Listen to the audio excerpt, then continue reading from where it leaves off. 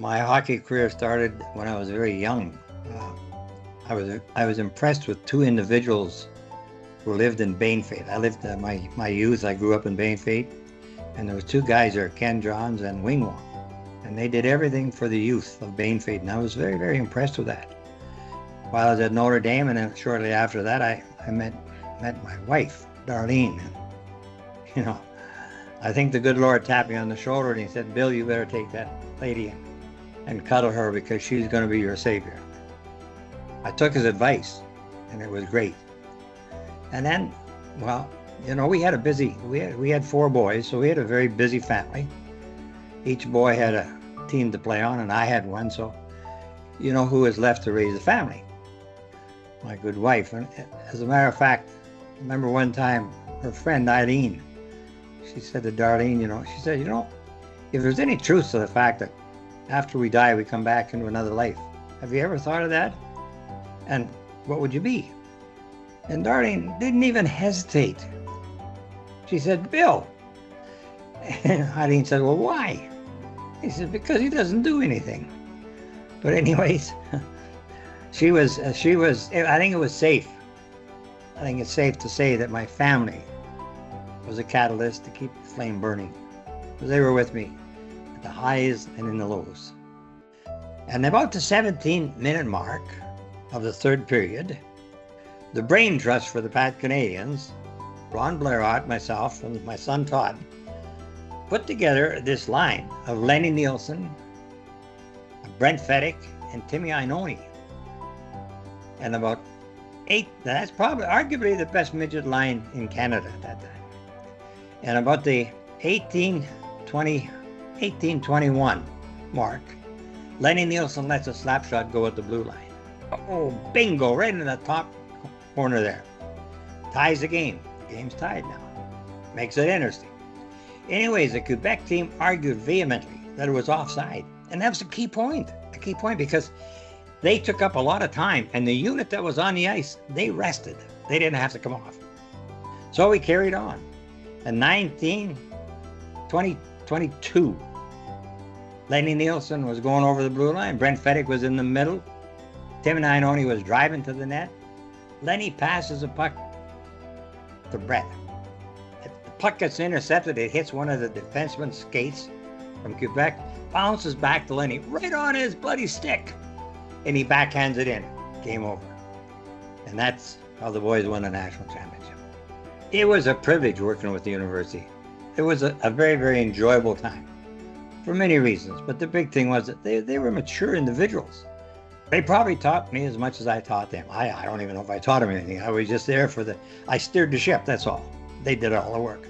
But those guys, you see, they'd been through all the hockey process to be in the NHL and knew they weren't going to be there. So they accepted the fact. So they were at their stage now, they want to play the game for enjoyment, not advancement. And when they realized that for them to have a good team, they had to work together. Once they realized the team concept and what it did, bingo, it was easy. Championships and rings and league titles and all that, they're secondary. It's nice. There's no doubt about it. It's nice. But that's not the reason. I remember my wife saying to me several times at the end of a season, "It's amazing," she said, "how much those boys advanced, grew up." And I think that's the whole thing. As a coach, you have to get the boy to the next level.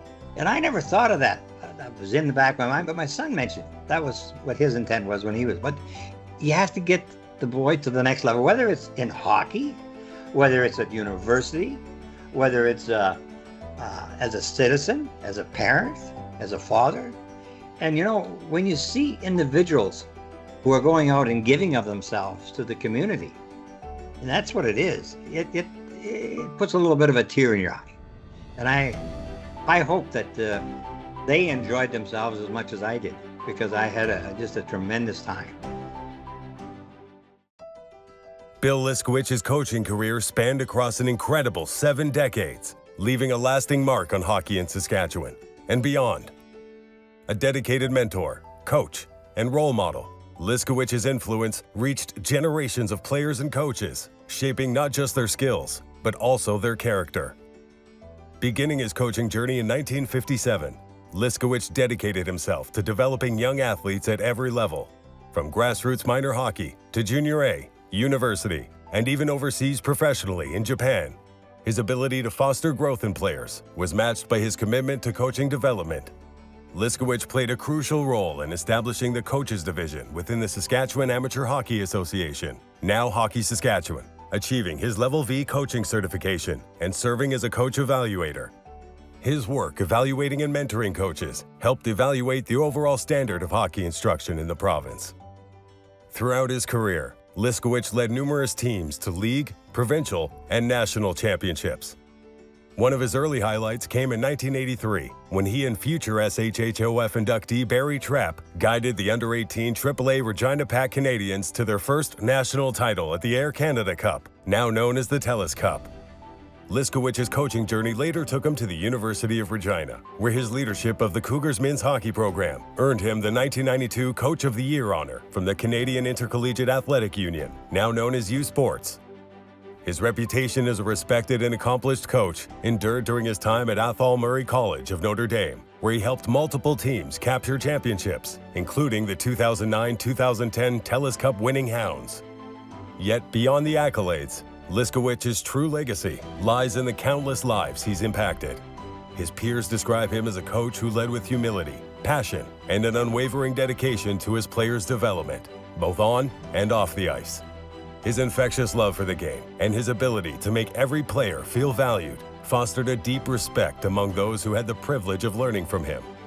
For his lifelong contributions to the game and the countless players and coaches he has mentored, Liskowich is truly deserving of induction into the Saskatchewan Hockey Hall of Fame.